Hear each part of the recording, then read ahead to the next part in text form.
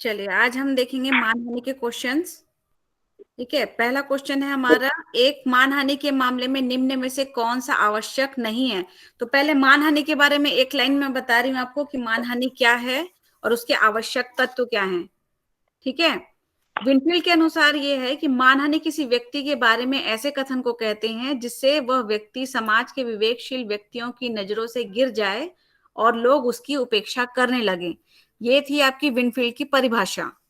सामंत की परिभाषा में यह है कि मानहानि के अपकृत्य में किसी व्यक्ति के संबंध में बिना किसी औचित्य के मिथ्या एवं मानहानिकारक कथन का प्रकाशन होता है। ठीक है, और इसके आवश्यक तत्व है आपका मानहानिजनक शब्द का प्रयोग करना, वादी के प्रति ऐसे शब्द का प्रयोग और शब्दों का प्रकाशित होना। ठीक है, तो ये इनकी आवश्यक तत्व है। और आपका पहला क्वेश्चन ही क्या है कि मानहानि के मामले में आवश्यक नहीं है पूछ रहा है। ठीक है, तो अब आप बताइए कि क्या होना चाहिए इसका ऑप्शन। मैम ये ना ऐसे शब्दों का जो वादी के प्रति संदर्भित होना चाहिए। और खुमेश संदर्भित होना चाहिए। पहला ऑप्शन है कि शब्दों को अवश्य ही मानहानिकारक होना चाहिए। Yes ma'am. होना चाहिए। Yes ma'am. हाँ मैम। ये बोला है, देखो, शब्दों को अवश्य ही मानहानिकारक होना चाहिए, ये नहीं होगा। मैम नहीं होगा। ठीक है, दूसरा देखिए कि ऐसे शब्दों को वादी के प्रति संदर्भित होना चाहिए। जरूरी नहीं है कि संदर्भित होगा तभी उसका हानि होगा। ठीक है, मानहानि होगा, कोई जरूरी नहीं है। तीसरा है ऐसे शब्दों का प्रकाशन होना चाहिए। ये सही है बट ये अधूरा है, इसलिए ये नहीं आएगा। लास्ट है आपका, ऐसे शब्द मानहानि के आशय से प्रकाशित होने चाहिए।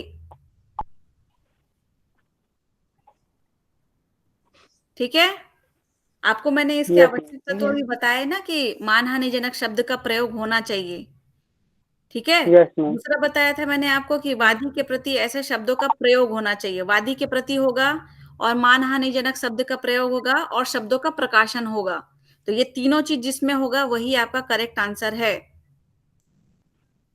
तो इसमें अगर देखोगे आप डी ऑप्शन में, तो ये है कि ऐसे शब्द आया मानहानि के आशय से प्रकाशित होंगे। तो प्रकाशित और शब्द जो आ गया, ये दो दो तो इसमें कवर कर लिया। ठीक है, इसलिए ये ऑप्शन सही है।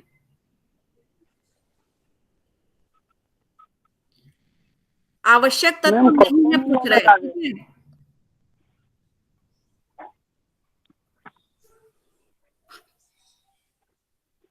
देखो, आवश्यक नहीं है पूछ रहा है मैम। तो ये दोनों तो आवश्यक है ना मैम। हाँ ठीक है, मैंने थोड़ा हाँ ठीक है ठीक है। देखिए, आवश्यक नहीं है पूछा है ना, तो आवश्यक नहीं है में ये आएगा। ठीक है, डी ही आएगा, पर मैंने आवश्यक है मैं कंफ्यूज हो गई थी थोड़ा सा। देखिए, तो अवश्य ही मान हानिकारक होगा, होना ही चाहिए।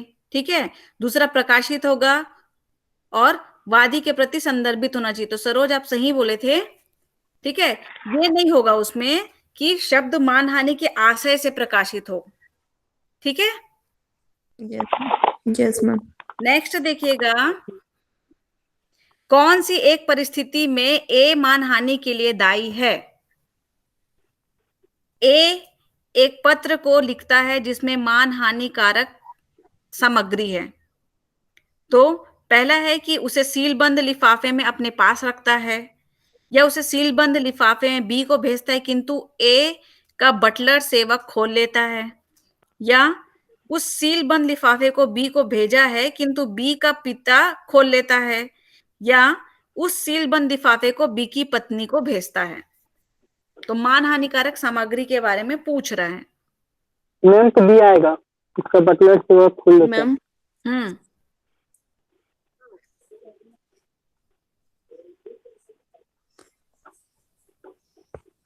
जब सीलबंद लिफाफे को अपने पास रखोगा तो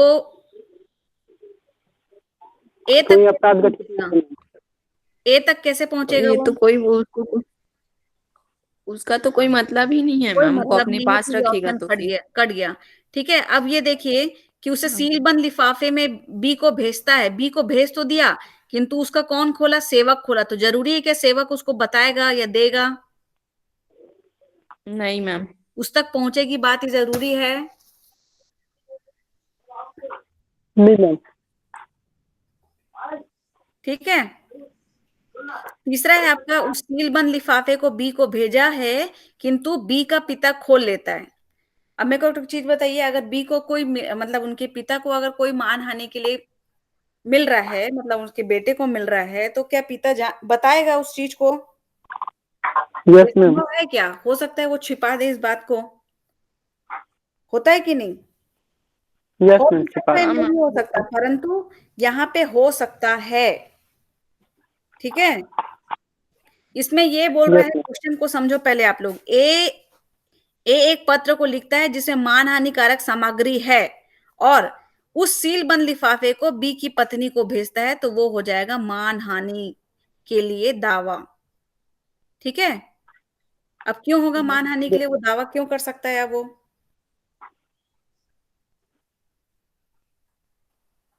मैम क्योंकि हस्बैंड वाइफ एक हैं। हाँ, हस्बैंड वाइफ के लिए एक ही माना जाएगा। ठीक है। और बी के लिए लिखा है और आप उसकी पत्नी को भेज रहे हो, हम्म। ये भी बात है। ऑप्शन में यही दिया है ना कि सीलबंद लिफाफे को बी की पत्नी को भेज रहा है वो, ना कि यस बी को मैम। भेज रहा है। ठीक है, तो इसलिए ये ऑप्शन ये वाला सही होगा। ठीक है। नेक्स्ट देखिएगा, भारत में कुछ मामले में विशेष नुकसानी के सबूत के बिना भी अपमान वचन के लिए कार्यवाही की जा सकती है।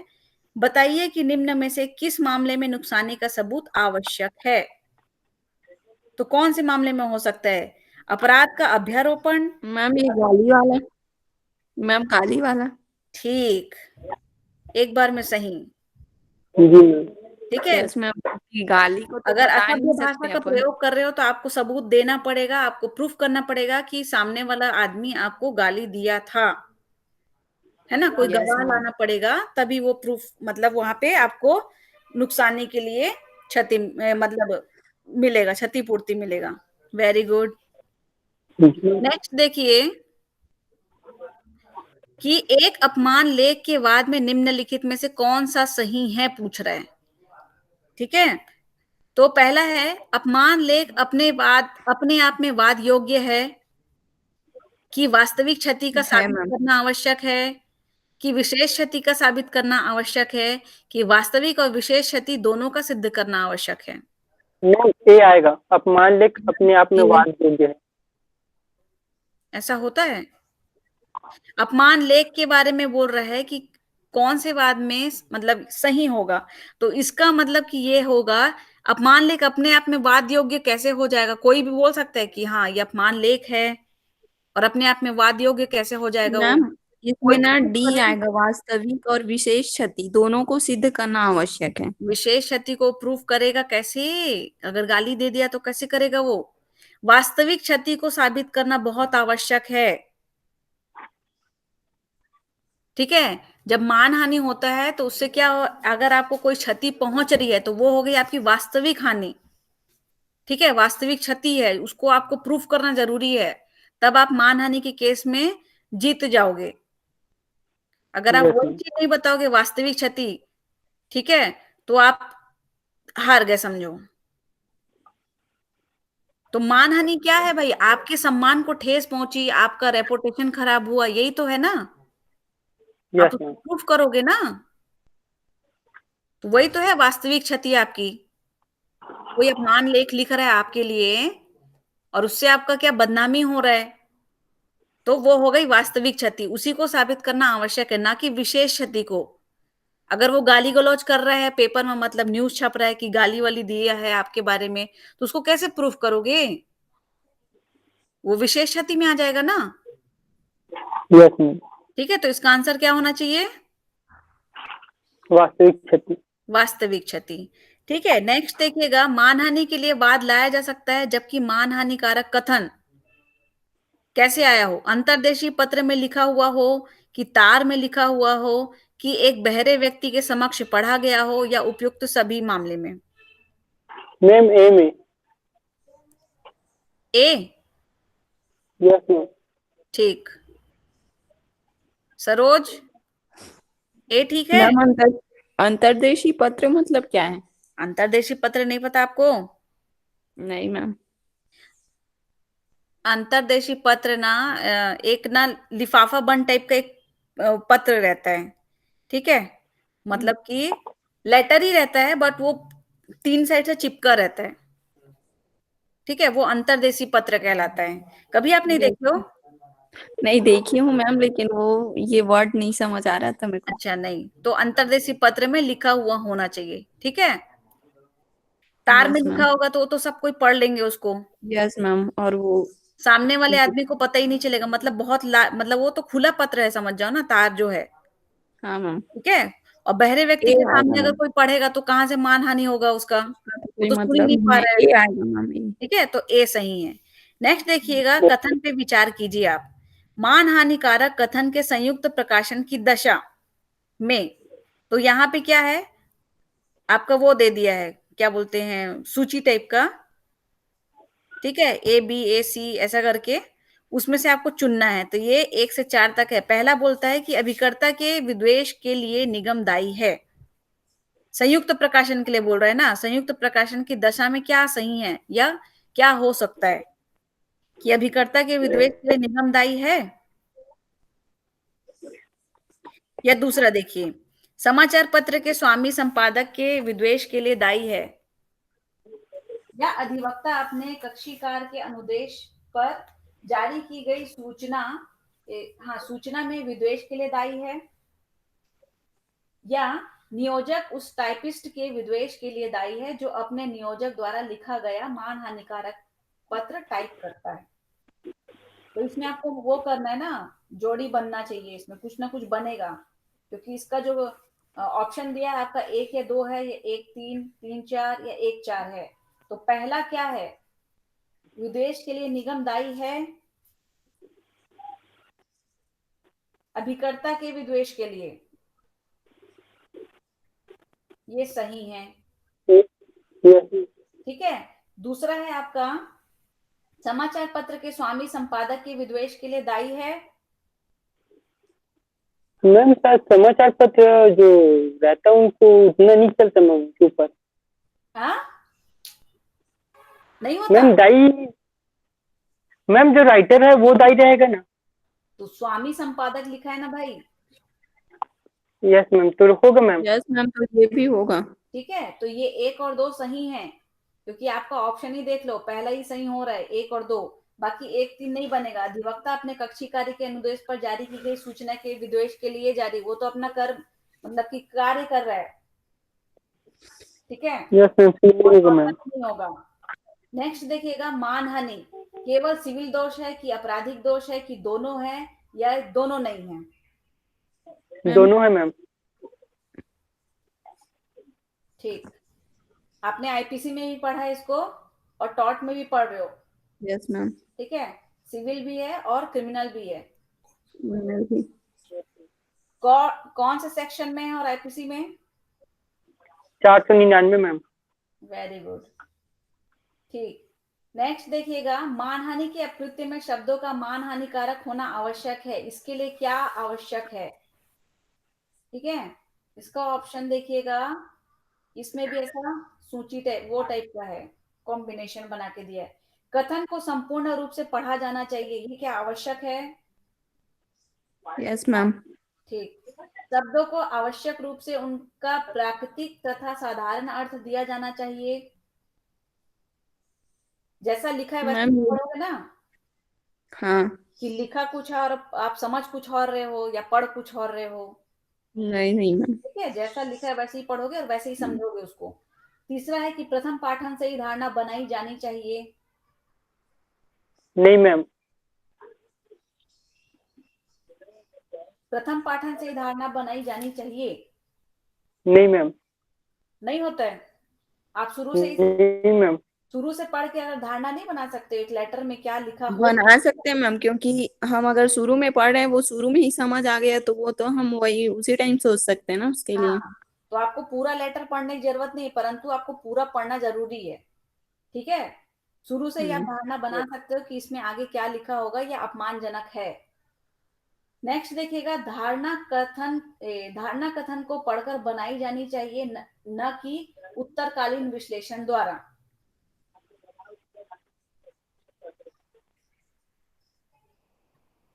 ये भी तो सही। जब ये तीसरा सही है तो चौथा सही क्यों नहीं होगा? Yes ma'am. पहले से हम बना चुके हैं, पढ़ के बना रहे हैं, तो उत्तरकालीन उत्तर देने की जरूरत ही क्या है सामने वाले को? Yes ma'am. ठीक है, तो क्या ऑप्शन आएगा इसमें? मैम इसमें ये ऐसा आएगा 1 2 3 और 4 चारों सही 1 2 3 4 यानी कि सी वाला ऑप्शन। ठीक है, नेक्स्ट देखिएगा, निम्न में अपमान वचन है, मिथ्या एवं अपमानकारी वचन, समाचार पत्र में मिथ्या एवं अपमानकारी वचन, मिथ्या एवं अपमानकारी फोटो चित्रण, चलचित्र द्वारा अपमानकारी मुद्रण। अपमान वचन में क्या क्या हो सकता है, कैसे होता है वो? पहले तो मिथ्या कथन होता है और अपमान वचन होता है।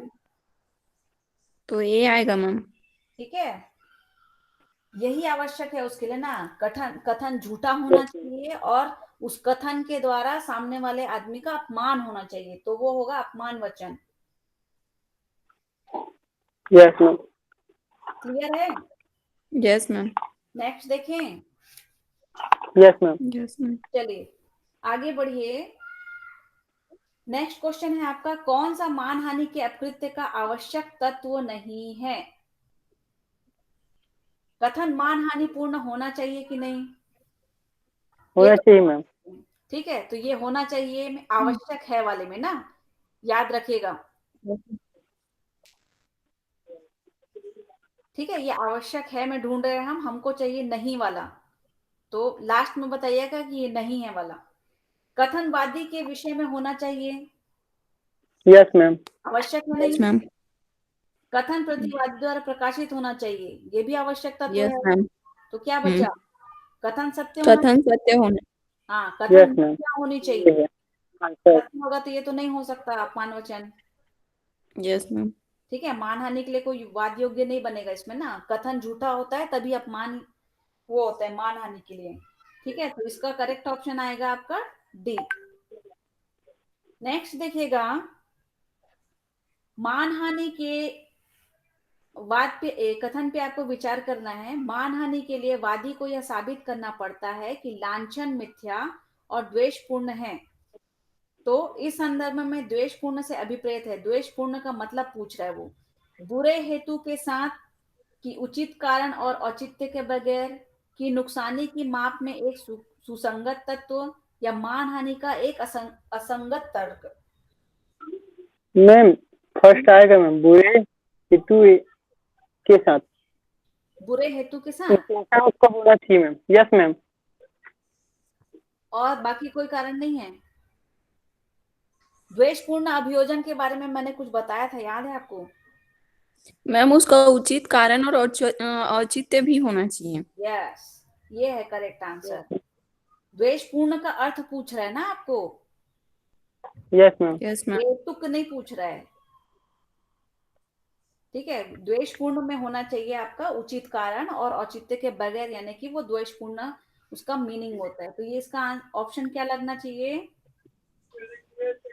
बी दूसरा, सी। उचित कारण और औचित्य के बगैर। ठीक है, ये सेकंड ऑप्शन यानी कि इसमें सी है। ठीक है, नेक्स्ट देखिएगा, कौन सा तत्व मानहानि के दायित्व हेतु सुसंगत नहीं है? नहीं है पूछ रहा है ना। शब्द अवश्य मानहानिकारक हो,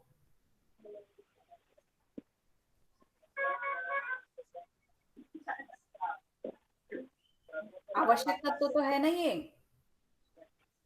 यस मैम। तो ये सुसंगत है क्या?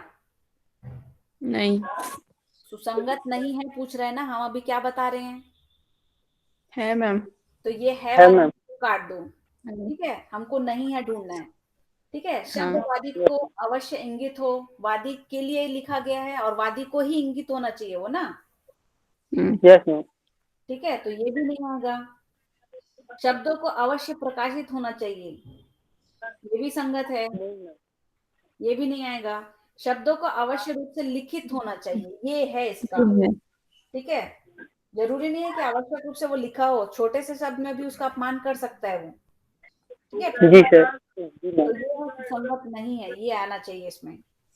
ठीक, नेक्स्ट यस मैम। देखिएगा, प्रतिवादियों ने अपने समाचार पत्र में श्री सी और कुमारी एक्स का एक साथ फोटो इन शब्दों के साथ छापा, घुड़दौड़ के घोड़े के स्वामी श्री और कुमारी एक्स जिनकी सगाई हो गई है। ठीक है, यानी कि सी और एक्स की सगाई हो गई है। जिस सूचना पर प्रतिवादियों का कथन आधारित था वह सी से प्राप्त हुई थी। अब जो भी कथन आप वो प्रतिवादी को प्राप्त हुआ वो किससे मिल रहा है, आपको सी से मिल रहा है।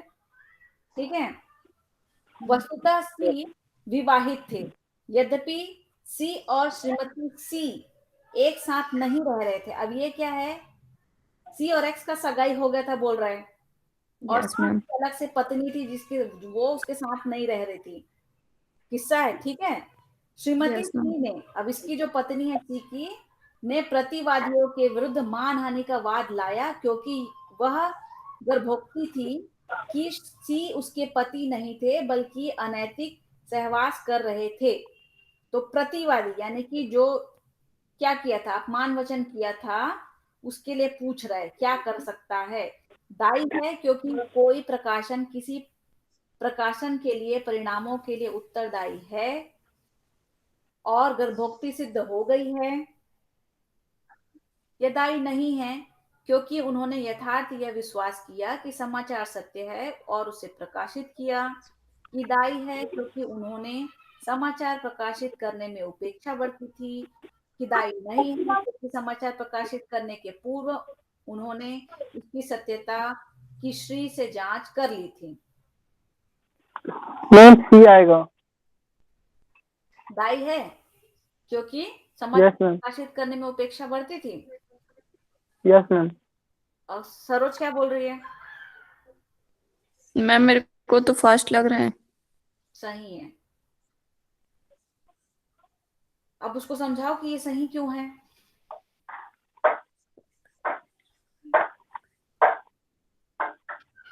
दायी है क्योंकि प्रकाशक किसी प्रकाशन के परिणामों के लिए उत्तरदायी होता है। ठीक है, अगर वो कुछ छाप दिया है तो अगर उसका जो परिणाम निकलेगा उसके लिए उसको उत्तरदायी ठहराया जा सकता है। ठीक है, अब वो सही है कि गलत है वो तो बाद में प्रूफ होगा, पर प्रकाशित करने के बाद की परिस्थिति है वो। ठीक है, और गर्भोक्ति सिद्ध हो गई तो गर्भोक्त का मतलब क्या होता है? ठीक है, इसको देखते हैं गर्भोक्त वाला शब्द को। ठीक है, तो इसका ऑप्शन है आपका ए। तो आप सी क्यों बोल रहे थे खोमेश? मैम क्योंकि एक और केस पढ़ा था उसमें लिखा था कि अगर उपेक्षा बरत कर कोई कार्य करता है तो उसके लिए प्रकाशक दायी होता है मैम। तो ये भी तो पहले में लिखा है ना, प्रकाशन के परिणाम के लिए उत्तरदायी है। यस मैम, लेकिन उसमें तो लिखा नहीं कि उपेक्षा हुआ है। हाँ, उपेक्षा कहाँ हुआ है?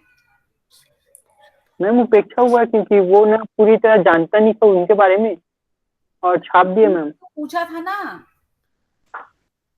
सी से तो पूछ लिया था ना, क्वेश्चन में तो बताया कि सी से पूछ के ही किया है ऐसा करके। ठीक है, तो उसी को थोड़ा सा ध्यान रखिए करो ना, थोड़ा सा क्या कर दिया आप, थोड़ा सा गलती हो गया। ठीक है, नेक्स्ट देखिएगा आप, मानहानि के दीवानीवाद में निम्नलिखित में से कौन सा बचाव उपलब्ध नहीं है? दीवानीवाद में पूछ रहे हैं। इसका ऑप्शन पहला है कि मैम औचित्य। विशेषाधिकार आएगा इसमें। हाँ, विशेषाधिकार। विशेषाधिकार। लोकहित के लिए अगर आप मानहानि कर रहे हो तो क्या उसका बचाव ले सकते हो?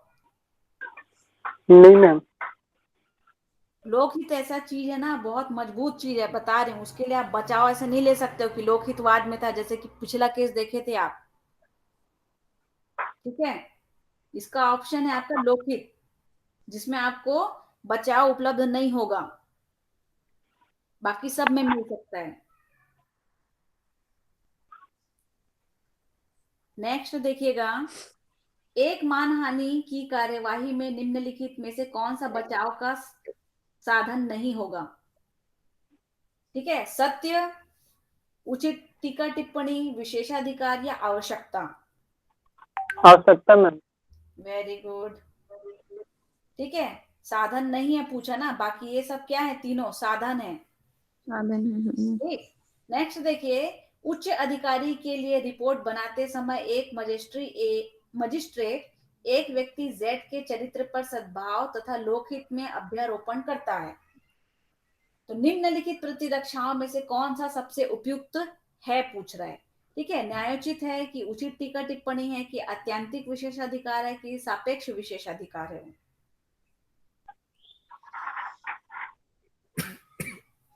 न्यायोचित तो नहीं है, उचित टीका टिप्पणी भी नहीं है, यस आत्यंतिक मैम। विशेषाधिकार भी नहीं है, और क्या बचा, सापेक्ष सापेक्ष विशेष। सापेक्ष विशेषाधिकार। ठीक है, अगर किसी के चरित्र पे आप कुछ बोल रहे हो तो वो सापेक्ष विशेषाधिकार के अंतर्गत में मजिस्ट्रेट बोला है, न्यायोचित नहीं है वैसे वो। ठीक है, ना कि टीका यस मैम। टिप्पणी भी उचित है उनकी। नेक्स्ट देखिएगा, कौन सा मानहानि के अकृत्य में उचित टिप्पणी की प्रतिरक्षा नामंजूर करने का आधार है, को नामंजूर करा जा रहा है, कौन से आधार पे कर सकते हैं। टिप्पणी लोकहित के विषय की बात है। दूसरा, यस मैम। टिप्पणी तथ्य की अभिव्यक्ति है। प्रतिवादी और वादी का एक दूसरे के प्रति कोई विद्वेष नहीं था।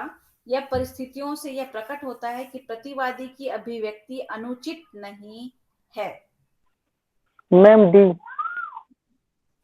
ठीक, डी बोले कि बी बोले?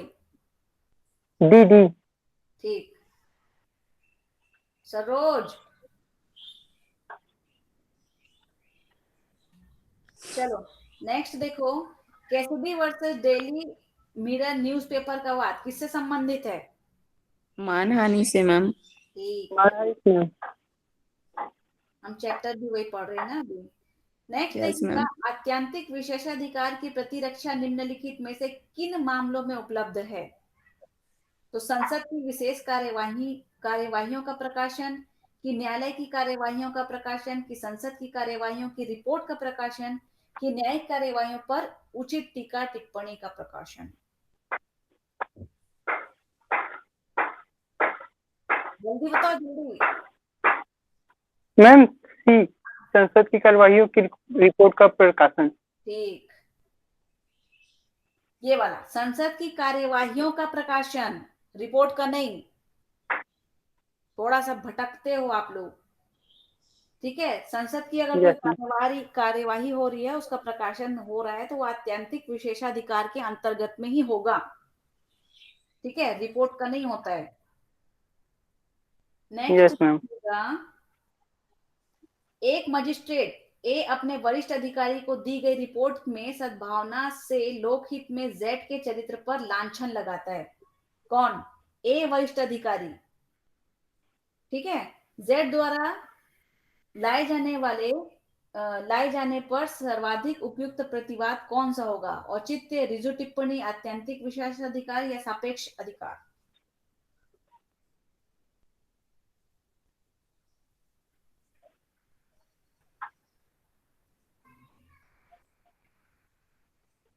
मैम इसका एब्सोल्यूट राइट तो नहीं होगा मैम?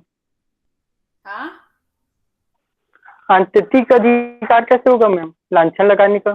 ठीक, कौन लगा रहा है? ए अपने वरिष्ठ अधिकारी को दी गई रिपोर्ट में सद्भावना से लोकहित में जेड के चरित्र पर लांछन लगाता है। ठीक है, तो ये होगा आपका आत्यंतिक विशेषाधिकार के अंतर्गत। Yes ma'am.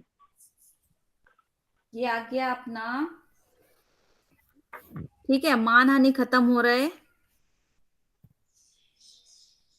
Yes ma'am. ये हो गया खत्म। अब पूछो किसी को कुछ समझ में नहीं आया हुआ तो।